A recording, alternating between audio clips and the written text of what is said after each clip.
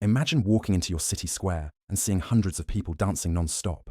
No music, no joy, just desperate, frantic movement that won't stop, even if it kills them.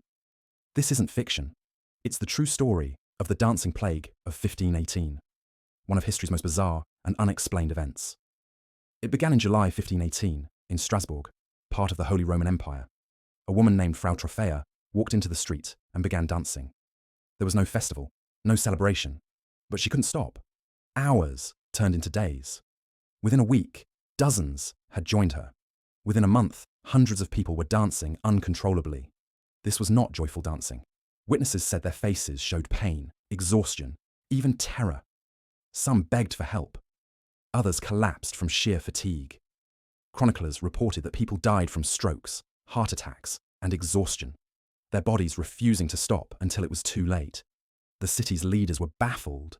At first they thought the cure was more dancing. Musicians were hired, halls were opened, hoping the dancers would dance it out. But the opposite happened. The epidemic spread. So what caused it? Historians still debate. One theory is ergot poisoning, a fungus that grows on damp rye, producing hallucinations and spasms, similar to LSD effects. But ergot usually causes violent convulsions, not coordinated dancing. Another theory is mass psychogenic illness, or collective hysteria. The early 1500s were a time of famine, disease, and religious fear. Could the stress have triggered a psychological outbreak, spreading like wildfire through the population? And then, there are the darker explanations. Some at the time believed it was a curse from St. Vitus, the patron saint of dancers, punishing the people for their sins. Others whispered it was the work of demons. By September 1518, the plague finally ended, as suddenly as it began. The dancers recovered or died, and Strasbourg returned to normal.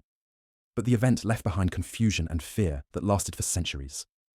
Today, the dancing plague remains one of the most chilling examples of how fragile the human mind and body can be when faced with stress, belief, and the unknown. So was it a disease, a fungus, or mass hysteria? Or was something supernatural really pulling the strings? If you heard music in your head that you couldn't stop dancing to, how long could you last?